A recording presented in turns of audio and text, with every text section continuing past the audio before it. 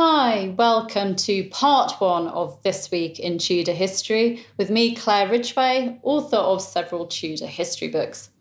Now today I'm going to introduce you to an outspoken reformer whose works were burnt.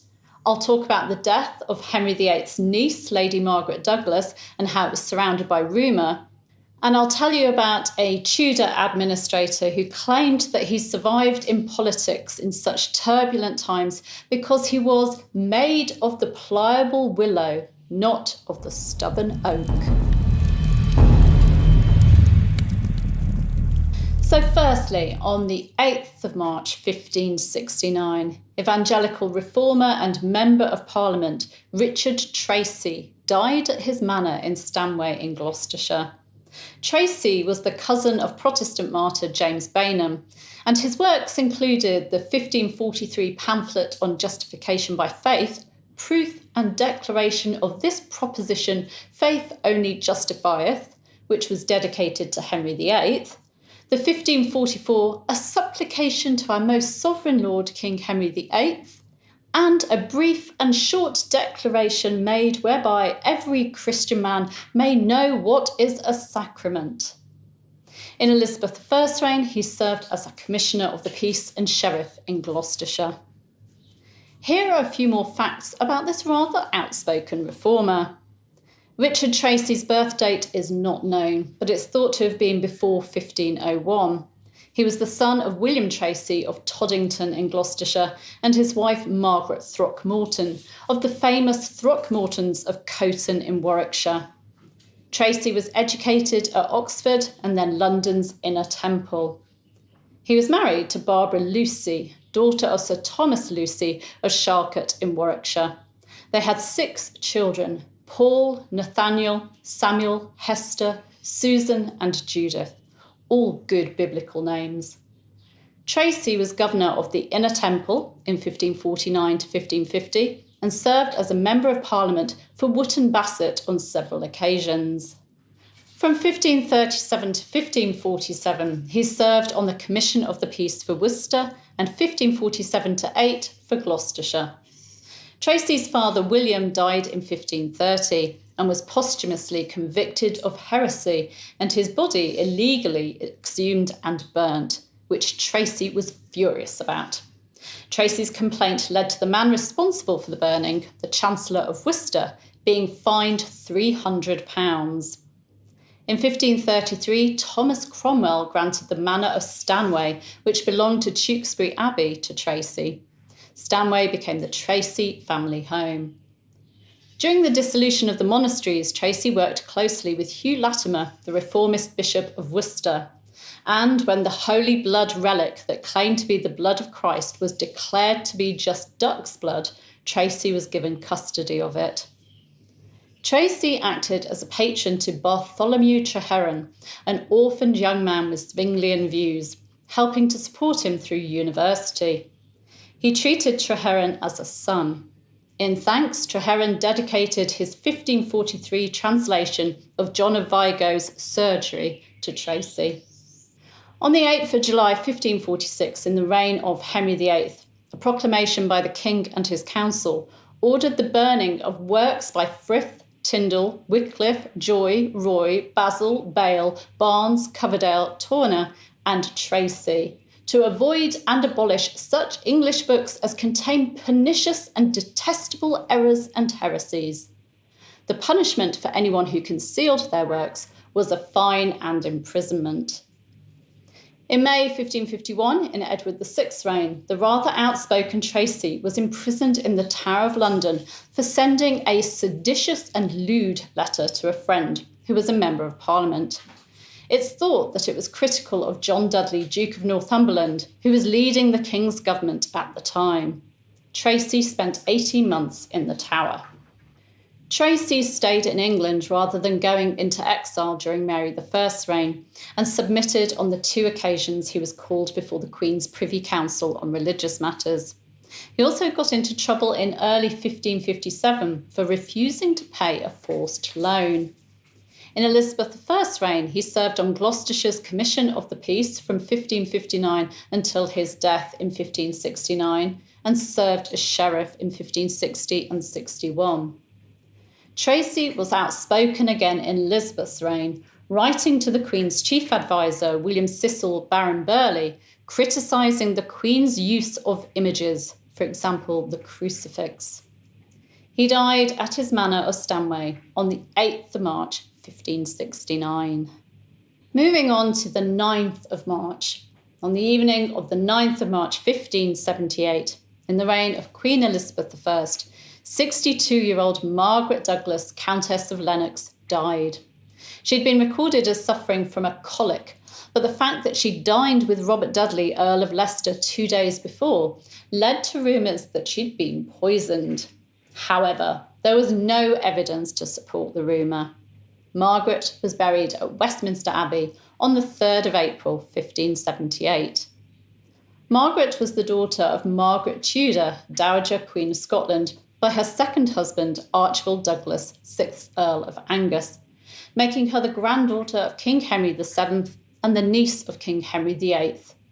Margaret was also the mother-in-law of Mary, Queen of Scots, whose second husband was Margaret's son, Henry Stuart, Lord Darnley. And she was the grandmother of King James VI of Scotland, King James I of England, and the ill-fated Lady Arbella or Arabella Stuart. I'll give you links to my other talks on Margaret Douglas. You'll find them in the description. Now on to the 10th of March. On the 10th of March, 1572, in the reign of Queen Elizabeth I, nobleman and administrator William Paulet, 1st Marquess of Winchester, died at his home, Basing House, in Hampshire. He was said to be 97 years of age at his death. He was laid to rest in the parish church at Basing on the 28th of April. Paulet's offices under Henry VIII included Lord Treasurer, Great Master of the Household and Lord Great Chamberlain, and he also served the King's children, Edward VI, Mary I and Elizabeth I, in their reigns. Let me share with you some facts about this Tudor Marquess.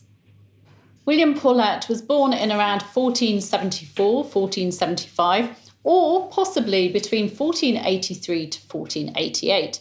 It's not known for certain.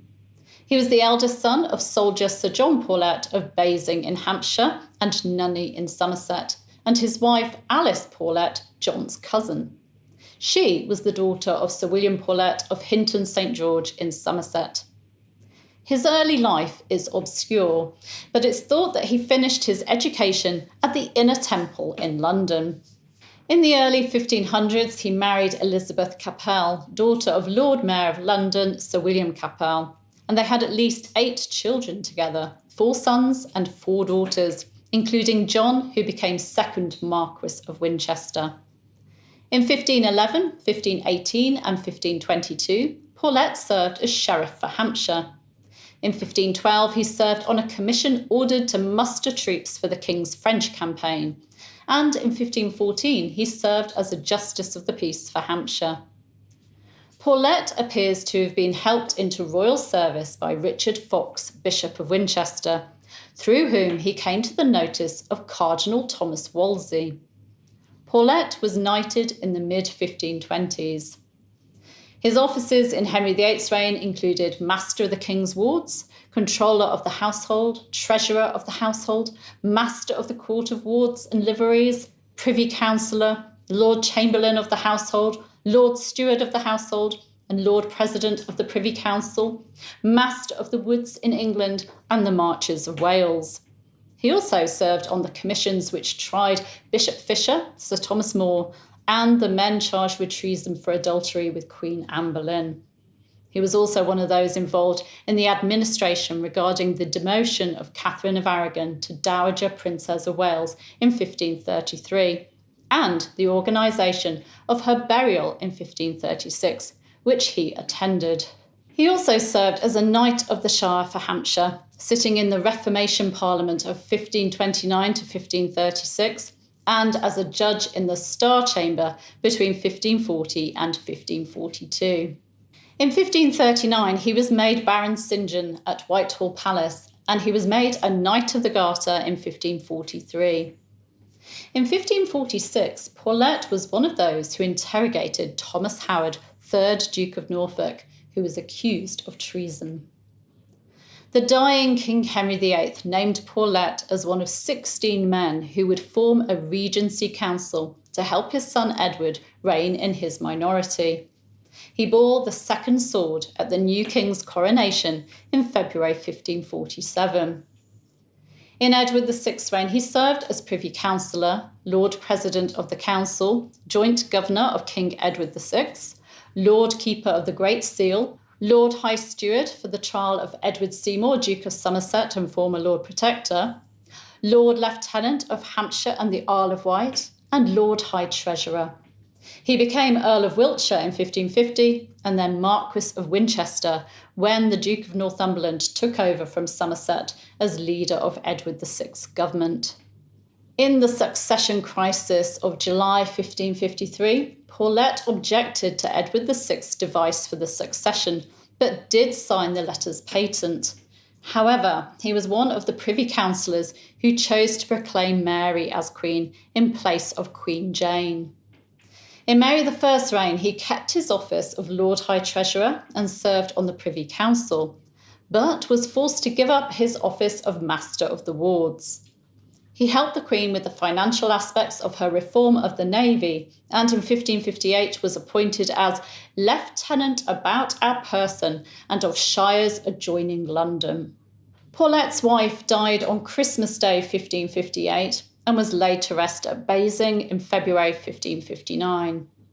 In Queen Elizabeth I's reign, Paulet carried on in his office of Lord Treasurer and served as Speaker of the House of Lords until 1566, when it was considered that his memory and hearing problems were just too much.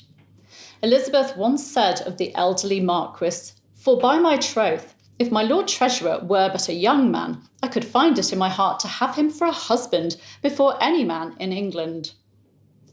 Paulet retired from court in 1570 and died on the 10th of March 1572, leaving his son and heir John with debts of £46,000. In his final years, he'd also been involved in borrowing money from royal accounts. Now, a bit of trivia. According to Sir Robert Naunton, when a friend asked him how he'd managed to survive in politics in such turbulent times, Paulet replied, "I was made of the pliable willow, not of the stubborn oak." A pragmatist. In the second part of This Week in Tudor History, I'll be talking about a pope who was a patron of the arts and was generous to Jews, a Catholic martyr from Elizabeth I's reign, an Elizabethan actor who was friends with William Shakespeare, and a Tudor bishop. Thank you for joining me today. You can subscribe by clicking around about there.